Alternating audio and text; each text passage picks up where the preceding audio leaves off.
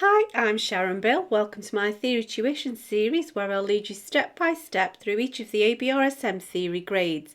We're now going to have a look at the sample paper for grade 3. This is the newly revised ABRSM exam paper layout, and this is available as a free print off. It's a free download from the ABRSM website. I've put a link in the description below. There are lots of resources available to help you on my website. If you visit sharonbill.com, you'll find some free PDF information sheets. They're available in US letter or A4 to accompany each step of this series. All the information that you need to know can be found in these documents. You'll also find a page with links to all of my video tutorials, and I work with you step by step through each of the ABRSM Music Theory and Practice workbooks. You can also access information about the books that I've written. I've written How to Take Your ABRSM Music Theory Exam, and it's full of tips and techniques for the exam and how to best prepare for the exam, and also how to best make use of the time when you're actually sitting in the exam room working through your exam paper. So if you visit sharonbill.com, it's all there for you. If you can give me a like, that would be great, and subscribe to my channel to keep updated. There's lots more to come. And so if you grab yourself a sharp pencil, I always use a mechanical pencil just so that it stays nice and sharp, because it says answers must be written clearly and neatly, otherwise marks may be lost. So we don't want to risk that. So a pencil, nice sharp pencil, eraser and a ruler, and then we're all ready to go. So I do suggest that you have a go of this paper first of all on your own. It's better to try on your own, even if you make some mistakes, it's okay. You'll learn better through your mistakes. And so I'm hoping that you've had a go yourself, and now we'll work through these together. So question 1 asks us to add the missing bar lines to each of these 3 melodies. So we're going to have to look at 3 different examples with different time signatures, so just be careful there. All of them begin on the first beat of the bar. So we've first of all got to look at this exercise, which is in 6/8, which means we're counting 6 quaver beats or 6/8 notes per bar. And so it's just a matter of keeping your maths head on. So we've got 1.5 quaver beats. There's half a quaver beat. There's a quaver beat. So we've got 1.5, 2, 3, 1, 2, 3. So 2 groups of 3 gives us 6. Remember, this is duple compound, so we're looking for 2 groups of 3. And so now this is worth 1 quaver beat. That's worth 2 quaver beats. So 1, 2, 3, 4, 5.5, 6. There we go. Always thinking in 1/8 notes or quaver beats. Now here, don't get confused by the triplets. Remember, 3 just means 3 in the time of 2, so we're counting that. So that's like 1 quaver beat, 1/8 note, 1 there, 1, 2, 3, 4, 5, 6, and then that's the end of that bar. Now because it says etc., that means this last bit isn't complete, so there's no bar line at the end, which does create a little bit of a difficulty for you, because sometimes if it's a difficult question, if you get lost in the middle, you can count back from the end, but you can't do that in this instance because your last bar is not complete. So you've just lost that little bit of help there. Same again in each of these, so we've just got to work from the beginning and count carefully. Now in the next one, we're counting in crotchet beats. We've got 3 crotchet beats or 3/4 notes. So we're counting in units of a crotchet or a quarter note. So we've got a half and a half makes 1, a half and a half makes another 1, half and 2/4 makes another 1. So 1, 2, 3. There's the bar line. Not a great deal of room for that. Half and a half makes 1, half and a half makes another 1, half and a half makes another 1. There's the bar line. Just counting carefully, half and a half makes 1, 3/4 and a quarter makes 1, and there's another beat. There we go. Let's see what this last bar brings us. 2 halves make 1, there's another 1, half and a half makes 1. So we're just left with that incomplete bar at the end. last one. So now we're still counting in crotchets or quarter notes, but we're only adding up to 2 of those units per bar. So let's see what we've got here. Now it's very difficult when we've got all these hemi, demi, semi-quavers and so on. However, if you're counting in at half of a beat, if you count in quaver groups, it does just help you with your math. So we've got 1 beat here, we've got half a beat here, because 4 of those makes 1 of those, and then half a beat here. So all of that is beamed together to make 1. So it's just easy to read it through the beam. So we've got 1, 2. There's our bar line. And then we've got half plus another half makes 1. There's another one, that makes 2. And then here we are, a bit more tricky maths going on. We've got half here. And so we've got half here. So 2 quarters make a half. So there's 1.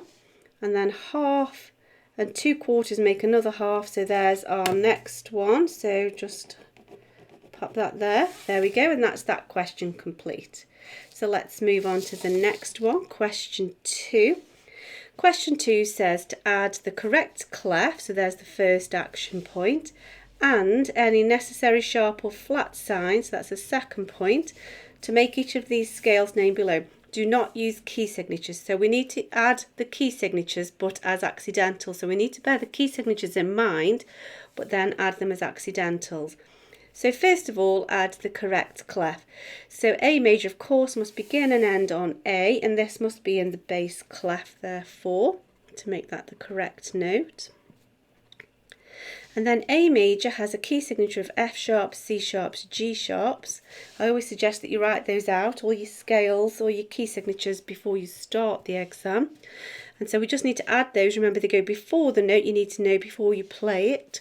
So F sharp, C sharp, G sharp. If it says that you feel like you struggle reading any of these clefs quickly, you can always just write over the top A, B, C, D, F, G, A, and then you can rub those out once you've had to think about it. So do whatever it takes to make it nice and easy.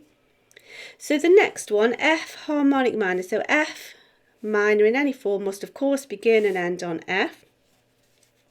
And so this is in the treble clef. Now this is where you really need to be working in pencil, because there's a few stages to this, and so you will need to rub out as you follow the steps through.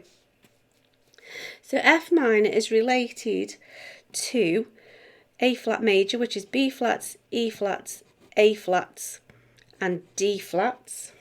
And so first of all we'll just pop those in. So B flats, E flats, A flats and D flats, but then the harmonic minor form has the raised 7th, so 1, 2, 3, 4, 5, 6, 7. The E flat is cancelled out.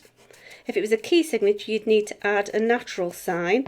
Because there's no key signature, you don't technically need the natural sign. However, if you want to, you could put it in brackets just to show that you understand that you've raised that. There we go then. So let's move on to the next question.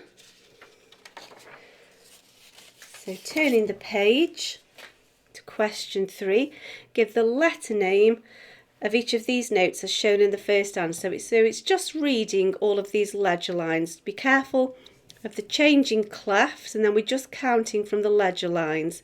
And so you can either work it out by counting from a note that you're familiar with. So we know that the bottom line is G, good boys deserve football always. So G, counting backwards, G, F, E flat. Or you can count an octave, counting the given note as 1. So we got 1, 2, 3, 4, 5, 6, 7, 8. So we know that it's an E, an octave lower with the accidental added. So let's count this down. 8 notes, not 7, 8 notes. 1, 3, 5, 7, 8.